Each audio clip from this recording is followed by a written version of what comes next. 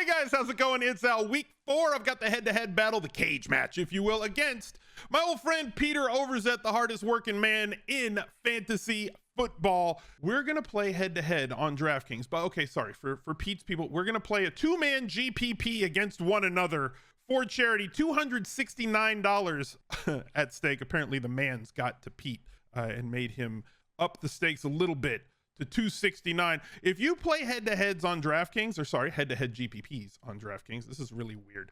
You know that you're gonna have some overlap. A lot of times there's gonna be a lot of overlap. We have like 2v2 or 3v3. We're gonna draft 2 teams kind of in a modified snake format where we cannot have any overlap. So you're gonna get 2 unique lineups playing against one another. The loser will pay $269 to the winner's charity. We're gonna tell you which charities we're playing for right after the bump. So let's go. He's a legend. Hey Pete, how's it going, man? Doing good. I'm doing good. I do really appreciate you clarifying that it is a head-to-head GPP. Yes. There's a lot of people that would come after me if you didn't make that distinction. It's like when the sites say, you know, they get in trouble with legal terms around betting and gambling. You got to call it higher and lower and all that stuff. That's how I am. You please do not call this a cash game. No, this is not a cash game. This is a head-to-head GPP. Correct. Right. So first off, why don't you tell everybody where they can find all of your work, and then we'll get to the charities and everything else. I'm in a few different spots. I do a lot of DFS stuff on my YouTube channel, youtube.com/Peter Overzet. I do a GPP lineup review on Mondays. I've been doing a regular Friday strategy show with JM to win from 1 week season. Really been enjoying that. And and then I'm writing the Fantasy Life newsletter, free newsletter in your inbox 7 days a week. And what else am I doing? Oh yeah, SiriusXM radio. We have a slot 11 to 1 p.m. Eastern, Monday through Friday. I host that show with Kendall Valenzuela. And I think that's the majority of my stuff. Fantastic. If you guys do not know already, the Smiz Gang Listener League is up for week 4. It's like, you guys are pacing 500 ahead of last week. So they added 500 spots and y'all have filled it 500 spots faster than last week. Already over 2,000 people, almost 2,100, 4,500 entries, $10 to enter, 3 max, no rake. So best tournament on DraftKings. You should probably get in there. It's probably going to fill by like Friday night or Saturday morning. So reserve your seats early for that one. We are playing for 2 charities. As always, I will be playing for No Kid Hungry, trying to get food, school, breakfast, and lunches for food insecure kids across the United States. We're trying to raise $50,000 from our community, the Smiz Gang community, this year. And for every $10,000 that you guys raise, I will be matching $10,000 up to $50,000. We're already at 25 and the next match is at 30. So like, we're running real good. We're running hot. You guys have been amazing.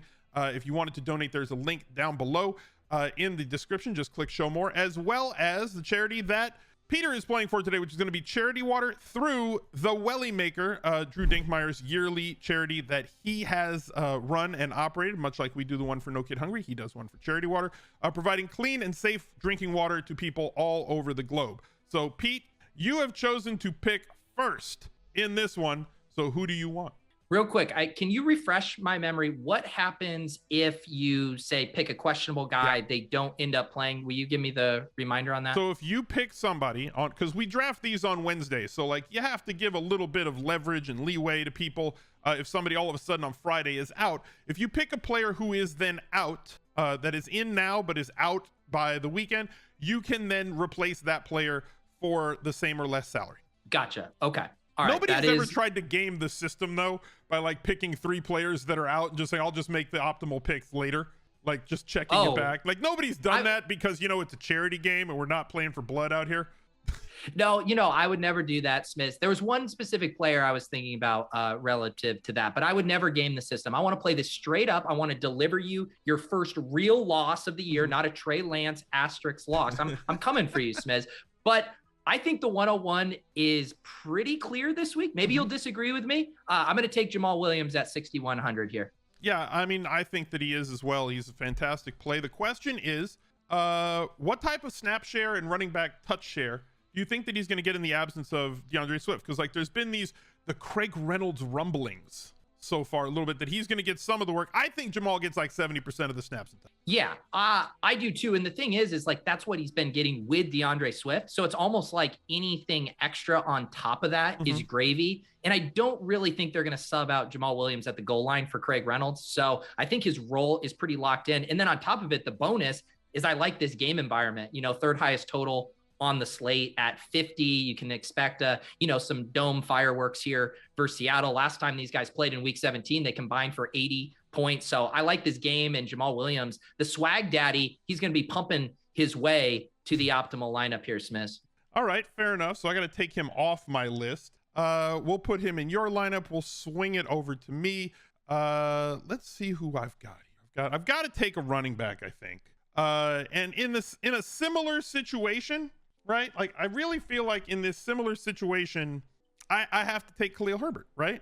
He was who I was wondering about with this stuff, because obviously if David Montgomery doesn't play, the smash of all smashes, if he does play, then you're going to be able to have some decent backup plans, unless I decide to try to block you unless he's out. The only way that I can do things is if he's out, but it allows me a little bit of salary. Okay, I see what you're saying. So even if you can't make a contingent play based on David Montgomery. No. You're locked into this. Okay. Now look, the contingency play would be to pick David Montgomery here, and then if he's out, you take KHALIL HERBERT. But then right.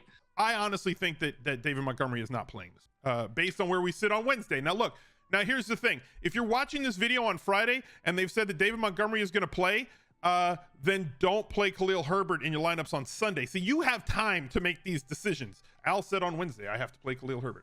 I'm going to gamble and say that KHALIL HERBERT already has a 40% role on this team. I could go with some guys that are I could go with somebody that's a little bit cheaper in the same situation, like Dameon Pierce. That might be a little more optimal. Like he's kind of in that same spot, right? Yeah, Josh I was Jacobs, looking. Pierce is 56 against the Chargers, who basically is a mash unit because that's evergreen. The Chargers always have everybody that's hurt.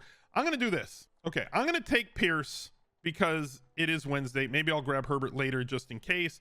And I'm going to go with Saquon Barkley because he's great. He's really good. I'm projecting like 25 opportunities once again. I know he only got 18 in week 3 against Dallas, but 25 against Carolina, 25 against Tennessee. Looked really explosive. A 68-yard run in week 1, 36-yard run in week 3. The old Saquon is back 2 years removed from that ACL. I'm going to take him at 8K and move forward. Hang on. So I am a little confused. Did you pick Pierce or did you pick Herbert? I took Pierce. I talked myself out of Herbert. Wow. I wanted Herbert. I was like, I want Herbert. Like, I can't do it. And then like Montgomery's in and whatever. So like, I talked myself out. I'm going with Pierce. You know what you did? You did the classic move, you know, when you're playing chess as a kid and you say, I didn't take my finger off the piece. Yeah. I didn't take it off. My finger was on the checker. Wow. Okay. So now we are back to 1 for 1, right? I'm not 1-1-1 the rest of the way. Okay. It just so happens that the next player I like is in this same game. I'm not purposefully setting up a mini correlation for my head-to-head GPP, but I am going to pick Tyler Lockett here at 5,900. Looks like one of the better value wide receivers on the slate. Again, like this game environment. Geno has been decent. He's coming off a game with 10 targets. So I like his role. I like his upside here, and we'll keep doubling down on this dome game. So I think the key is for Seattle that they had to let Geno cook, right? Like that's really been the theme this year, and Lockett has been his favorite target. Is it because he can't, and this is not a pun, like can he not unlock DK Metcalf? Like can he not find him deep down the field and he just Lockett's the short and intermediate guy and he just goes to him constantly? I mean, Metcalf has had some flashes too. What was it at the age-old thing? Even with Russell Wilson, it was like both these guys can't go off in the same game, and we'd see the stretches of like 4 big Lockett games, 1 big Metcalf. So maybe Geno is just following that same corollary trend there. We'll find out. I think it's a really good play. Lockett's gotten 11 targets in each of the last 2 games, with 9 catches also in both of those games. So really solid play there. Let's see. So I've got him. And I've got him. I'm going to do the same thing that I did last week. I'm going to go with Steph Diggs. I'm going to spend a lot of money. I'm going Steph Diggs at 8,400 against Baltimore, who, whether they have healthy cornerbacks or not, I kind of don't care because Steph Diggs is the American hero. He is absolutely amazing. playing with a unicorn at quarterback is always a good thing in one of what could be, because of the injuries on Baltimore and the injuries that exist on Buffalo's defensive side, this could be an absolute pinball machine and just go back and forth and score like 75 real life points. And if that happens, Steph Diggs is going to score an awful lot of fantasy goodness. Yeah, I'm getting a little worried here because this slate is pretty devoid of like really good top end plays. You know, we have so many of the elite wide receivers playing tomorrow night. No Justin Jefferson, no Cooper Kupp.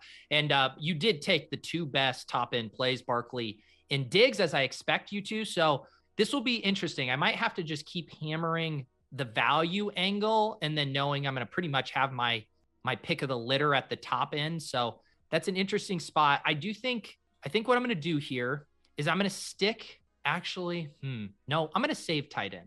Okay. I'm going to save tight end because I think I want to basically, as I was talking about, I was going to go with a value play. And then I thought, you know what? I want to leave open the chance to get up to Mark Andrews. I don't think Mark Andrews at that price is going to like project in a lot of optimals, but I'm eventually going to have money to spend if you've taken the best top end guy. So I want to leave myself an out for Mark Andrews.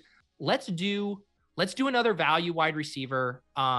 I picked this guy in the Swolecast lineup a little bit ago, not one of my favorites, but at 5,800, Brandin Cooks continues to see a nice target share. You got to imagine they're having to chuck from behind against the Chargers. So let's get Cooks in here.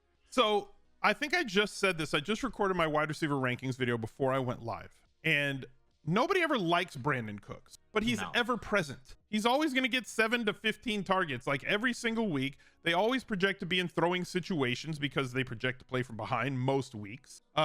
This week, I think weather could come into play in a few games, or at least 2 games. So like you might have a situation where Brandin Cooks is just kind of that safe guy, always at the same price, just doing his thing, just bopping along. I think I just need him to bop along. You know, I'm not asking for a 30 burger. Just bop along to, I don't know, 22 points. Can we get a 22-point game? Look, if he gets you a 22-point game, I might be in a lot of trouble. Yeah. So you mentioned something, and I had already locked him into my lineup because I didn't think that you were going to take him. This is not because you had said the thing, but I am going to take Mark Andrews. Okay. At 7,100. How much did you get a 60K salary cap for this head-to-head questions GPP? that FF Hitman was asking me last week. All right. I can't wait to watch you squirm. This year to more of a stars and scrubs approach in cage matches. Yeah. And it's been working out for me. And it's very easy to build balanced lineups. There's plenty of tight ends that are available from like 4,500 down, let's say. Like there's a lot of them. And they're all fine. But none of them have the consistent ceiling opportunity that Mark Andrews brings to the table, right? It is tough to disagree with Mark Andrews. And on this slate, I mean, you have no Travis Kelce. There's a giant gap from him to the next tight end for sure. The only other tight end that I think on this slate has a similar ceiling to Mark Andrews, and we have not seen it, is Kyle Pitts, who's like 2K cheaper. But I'm going to take this opportunity and get the guy that on median projections alone is going to project higher than basically every other tight end. I have to pay for it, obviously, but gives me an opportunity at a 25 to 35 point game that without Kelce on the slate does not exist. This is why we were paying up to get Andrews so much in best ball drafts. I know I'm not allowed to look at my best ball drafts, but this is why we're paying up for him, because it gives you that opportunity to ceiling him and Pitts and Kelce that the other guys just do not give you. So give me Mark Andrews here. I'll figure it out. I got Barkley and Diggs and Andrews. I think I have about a $75,000 cap. I have 5,200 remaining for a quarterback, 2 wide receivers, a flex, and a DST. So the defense is going to be cheap. That bumps that up a little bit. I'll be fine. I'll be just fine. So last time I said a play that I didn't think you were going to be able to get to. I do feel very confident that I don't have to pick an elite cute quarterback because there is not enough salary in the world for you to jam a Lamar, a Jalen Hurts. So I could wait on QB and I could wait on tight end now. Yes. So I think I do need to make you pay here in scooping up some of the value stuff. Like I can't leave more value hanging around after you've already grabbed the studs. So let's go ahead and let's put in Josh Jacobs at 5,500. Could maybe have seen you going there with him in the flex for some high touch projection and salary relief. So I'll get Jacobs in there. 6 targets for him last week as well, playing against Denver, who look, they've been bad. Like they have a good defense. Like they have good pieces on offense. They've just looked horrible. Are we like, I don't even want to watch that game. Right? Like Denver, I have there's only 3 afternoon games and I have the quad box on my TV. Like I may just use the red zone on one and then just leave one blank. I refuse to watch that Raiders Denver game. I'm not watching it. No, Hackett is off my TV. He's on suspension for my television for at least a week. Let's see. What do they say? Two get right spots don't make a right for Broncos and Raiders. Is that how the old saying goes? Yeah, that's how it goes. Sure. I'll buy it. God, Russell looks bad. Hackett looks overmatched. The Javonte Williams is getting hit on over. Did you see that tweet last night from Barrett? Like over 50% of the time he gets hit behind the line of scrimmage, but Melvin Gordon only 25% of the time. Does his offensive line just hate him, or does he dance a lot? Like what's going on there? It's brutal. It not is really good, brutal. Whatever it is. I need some value, as you pointed out. I'm going to start with Zay Jones. Okay. All right. Okay. I'm going to take Zay Jones. As Josh Norris said, I'd given him full credit early in the season for being early on the Zay Jones train. I think he said this is what capitulation looks like right now, is people getting on to Zay Jones. I capitulated early on this one. I'm going to stay here. He's only 4,200.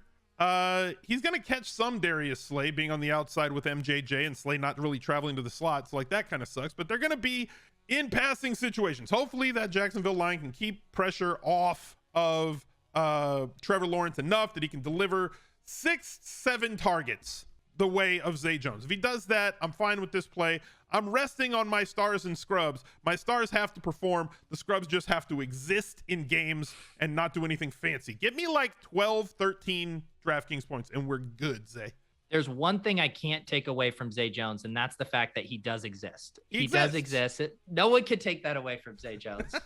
I just need him to exist on Sunday. Man, I am so torn. I'm normally a 4 wide receiver guy, and yet I don't even know if I'm going to be able to get there in this build. I do think I need to spend some money. I need some alphas. You've taken all the sexy alphas. I am debating right now between Jonathan Taylor and Christian McCaffrey here as my third running back.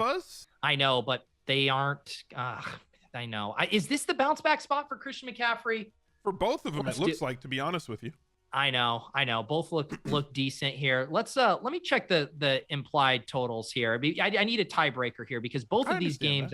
So we got the Carolina's implied team total is around 22, and the Colts implied team total is at 23. All right, let's use that as a tiebreaker. We'll spend the extra 100 up from McCaffrey to Taylor. Let's go Jonathan Taylor. There you go, locking up the flex position, but doing it in such a way that is probably a really good idea. In their 2 close games that they've had so far this year, the Colts have given over 20 carries and 5+ targets to Jonathan Taylor in their 2 close games out of the 3 that they had, not counting the 24-0 loss at Jacksonville. But like volume is pretty much assured here at home and against Tennessee, who've allowed like I think the 3rd most red zone trips this season so far. So how do you not like Jonathan Taylor?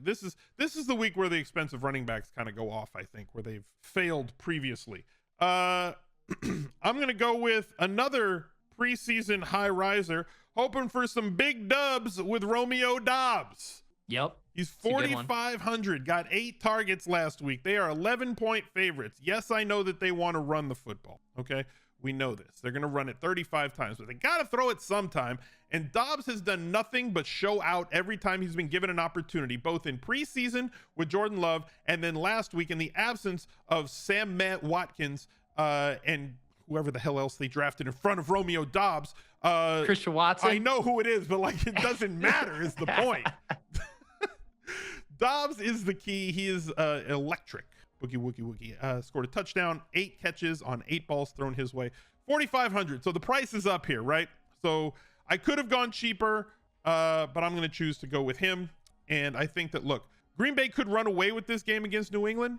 But if they do run away and they score like 30 points, not all of that is going to the running back. So I'll take Dobbs at 4,500, thinking that he's going to build off of that game last. Yeah, I like the Dobbs pick. There's still some intriguing rookies that you got to imagine his role has to increase. I mean, he's by far their best playmaker right now. Every week of preseason too. Like, it's not like he had a bad week, and he was eating lunch with Aaron Rodgers. I mean, yeah, the lunch narrative is fully in play after an 8-for-8 game.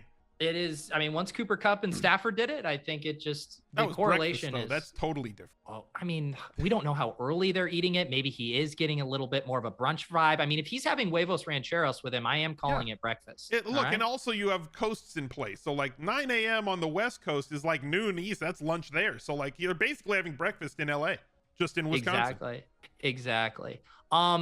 All right, one thing that I think I want to do here again, as I kind of continue try to block some value from you as you try to value hound. Stop blocking me. I mean, I have to. I mean, you're doing a good job wiggling around it. I probably should have saved Taylor. That was probably a mix up there on my part. I'm going to take a defense. I'm going to take the Bears defense at 2,700. You know, Daniel Jones continues to lose weapons. The Giants look pretty rough. It's also direct leverage against your Barkley running back play. You know, that could be a nice swing in points if he's not doing well. Let's go ahead and get the Bears defense in there. All right. Bears D, solid. Look, anytime that you play defense against Daniel Jones, you have a chance at scoring fumble and interception points and hoping that those go for touchdowns. So that's a bit of a scary situation. They have nobody that can get open on that team. You can't really pick. I guess you could. How much do I have left? I have 12. You tell me, Smiz, because it feels like you just have an unlimited salary cap over there.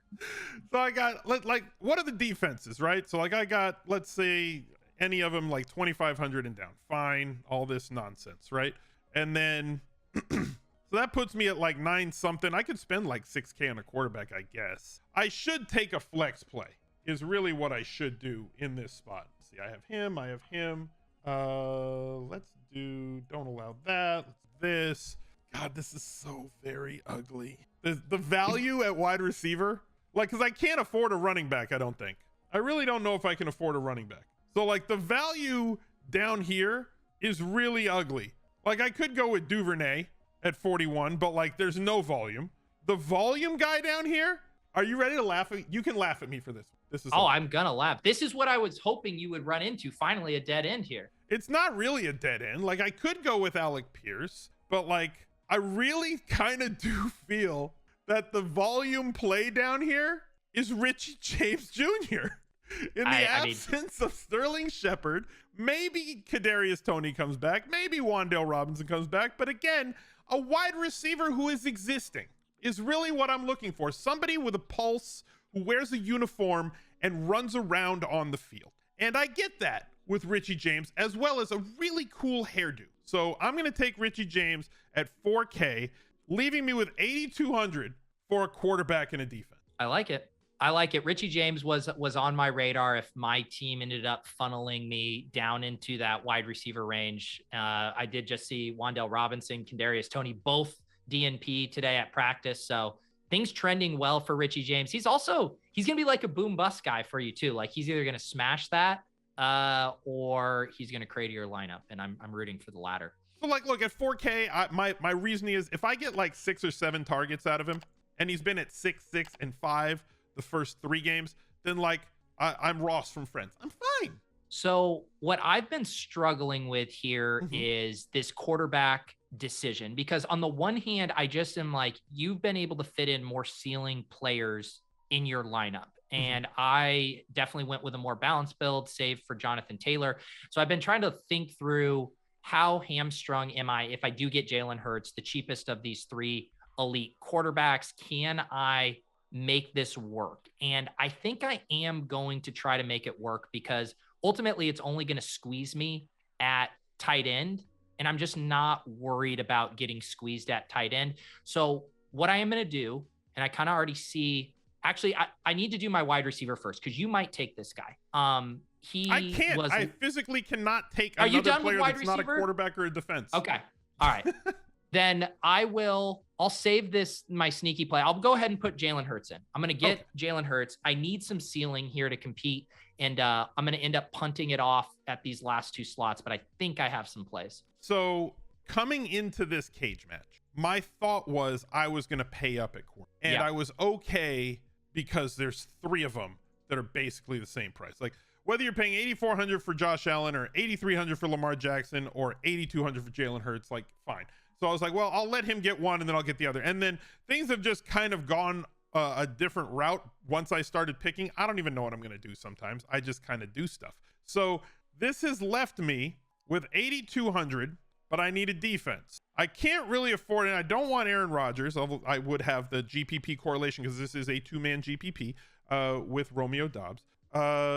Jared Goff is a really solid play this week, and Marcus Mariota is too. And so kind of I'm in between this situation, and I kind of want to not pick. I think the optimal play is to go with Marcus Mariota. Okay, I think that's the optimal play. But the cage match is not about making the optimal play. The cage match is about inflicting as much pain as I possibly can on my opponent at all times. So I'm going to take Jared Goff because you have Jamaal Williams, and every time the sun god catches a ball, I want you to feel the pain. Well, I will be feeling the pain. I mean, Amon-Ra a little banged up himself here. You're going to be sweating that out the rest of the week as well. You're going to have a few big sweats, right? You're David Montgomery, you're Amon-Ra St. Brown. A lot of your lineup success is probably going to hinge on those two guys. Look, it's going to come down to Barkley. It's going to come down to Andrews. It's going to come down to Diggs, who are going to have to carry me. And then obviously my defense is going to suck. I can get like the Jaguars or the Patriots. You mind if I take one of those since your defense is already locked up, and I'll let you finish it out? Yeah, no, by all means, I guess I will allow you that. I'll take the Jaguars again just because they're going up against your Jalen Hurts. So when Jalen Hurts finally throws a pick six, I want to be able to take advantage of that in the cage. There you go. There you go. You got 7K average. Sorry, you got 7K total for a wide receiver and a tight end. The average remaining salary per player has not been working right on DraftKings, and people have been pointing it out on YouTube in the reply. How come it says you have this much when there's, I don't know, man. They got display bugs right now. It's good. All they care about is NFTs now. So yeah. They stopped caring about rainmakers. Yeah. So the one other punt play wide receiver who I am going to select here, and I thought was interesting, and I do have a little out if he doesn't end up playing. I'm going to put Rondale Moore in. It sounds like he's going to be back. He did return to practice today. It was limited. I guess there's a chance that could go south, but with AJ Green out, they are so desperate for more of these guys in there. I like Rondale Moore. I expect he will be good to go if he's active. Like, I don't think he's going to be super limited if they do suit him up. So I can figure out what I have to do if that goes south. But for now, I think 3,800 Rondale Moore by the end of the week is going to look pretty nice. He was somebody I was definitely considering for this lineup. And to your point, he's not the type of player that they're going to run out there as a decoy. No defense is sliding over to cover Rondale Moore. So if he's out there because he's healthy. For sure. You know, and the Cardinals, they want to make history this week, which is rolling out the shortest ever combined quarterback and three wide receivers of all time. Greg Dortch, Rondale Moore, Marquise Sprout, and Kyler Murray. I mean, they want that record. They have the 6 foot under basketball league on lock. Exactly. So this leaves me with 3,200 for tight end. I was trying to think if I regretted maybe not going a little cheaper at defense so I could maybe get up to a Conklin or even an Evan Ingram.